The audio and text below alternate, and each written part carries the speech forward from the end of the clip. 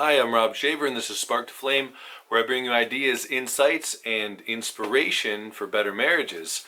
This is actually the second part of a video on communication styles, and in the first part, I talked about two main ways that we can separate how we communicate, and that was an involved style and a considerate style. So I would definitely encourage you take 5 minutes and watch that video. The essence of it is that the involved person is going to be more involved in communication, and the considerate person is going to be more laid back and more of the listener. And there's pros and cons to both. And really, the best communicators are going to have some kind of blended style. We don't want to be all one way or the next. Well, in this video, I'm going to share 3 more ways to look at how you communicate.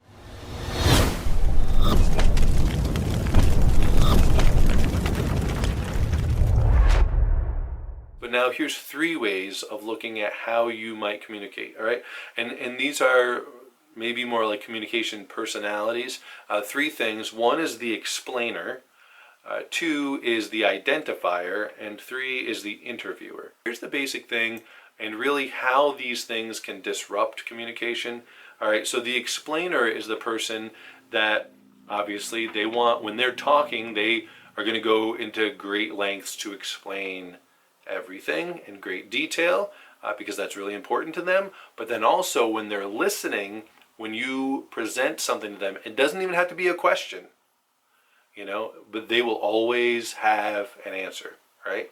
They'll always have an answer. So you could say, I went to the store the other day and I got some milk and it tasted a little, well, you know what, you should bring that back, or, the best place to go for milk is, like, they're always going to know the right thing to do. Even if they don't, they will fake it. Like, they'll talk because they're the explainer and that's what they do. And so that can be very helpful at times and it can be annoying at times. Obviously there's pros and cons of every style and everything, but that's the explainer. The next person is the identifier. The identifier is the person that when they are listening and talking in their conversations, they want to be able to identify themselves in the situation. All right? So they don't care about the explanation. They just want to see how they fit in.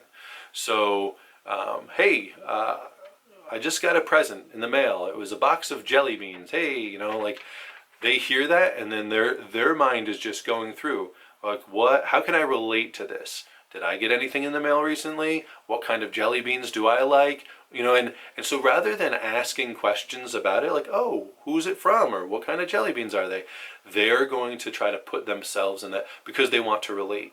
Now, again, there's really good aspects of this style because if you're feeling like alone, like I'm the only person who thinks this way, or I'm the only person who's done this, then to have someone be relatable can be very important. But if there's overkill, then that can kind of be annoying to us, right? Because it's like, how come everything has to be about you, right? And that's kind of the negative response to the identifier. The last one is the interviewer, and the interviewer is the person that it feels like when you converse with them, they don't have a lot to say. But they have a lot of questions. They have a lot of questions to ask. And that, again, can be really good because in good balance, read like How to Win Friends and Influence People, or 7 Habits of Highly Effective People. It's about putting the other person first, right? And understanding them and making them feel special, giving them room to talk about themselves. So questions are an amazing and easy way to do that, but you can get to a point in a conversation, especially if the person is not wrapped up in themselves, that they at some point are wanting reciprocity, right? It's like, okay, we've just talked for 15 minutes and you asked like 6 questions and I answered them all in depth. But every time I try to turn the table and try to ask you, you won't answer. Like, you just ask me and you turn it around back on me. And so there's a part where it feels less like a conversation and more like an interrogation. And so there's, again, all of these have like really good aspects, but then if it gets overblown, some negative things. So I think it's interesting if you kind of put those things together, you can kind of see that, you can be an explainer or an identifier or an interviewer, And you can be both, either involved or considerate. So you could be like, try to put those together. Say, yeah, I'm an identifier. I'm a considerate identifier, or I'm an involved identifier, or I'm an involved interviewer, and just kind of maybe that kind of starts to build a little conversational profile. But either way, those are just a couple of ways to break down and understand how someone may choose on their own to prefer, or their tendencies in communication. Understanding our tendencies can help us because we can see both the ways where that comes out and it's fruitful and helpful to our relationship, and we can see times where it's detrimental, and when we get too caught up in it, it becomes annoying.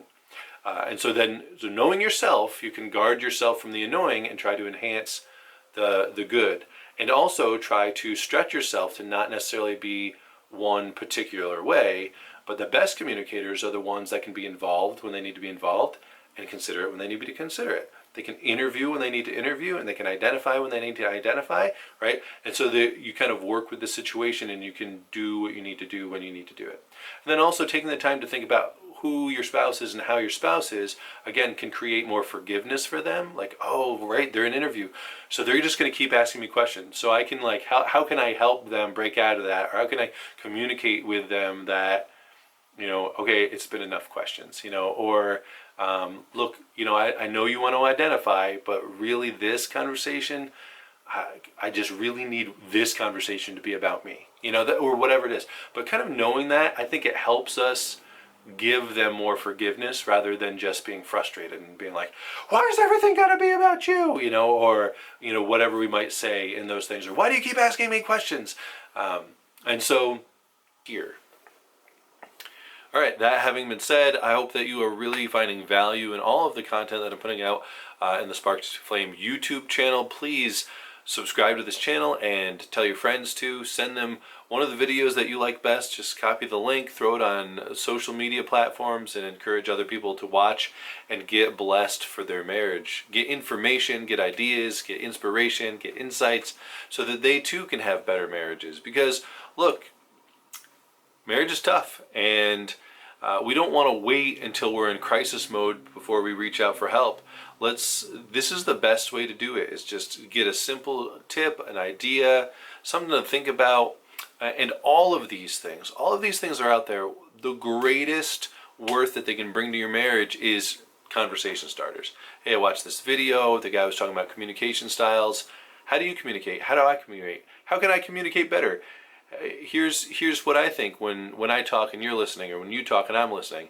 And man, that is the meat of all of this, is not just gaining information, but starting conversations. And so thank you.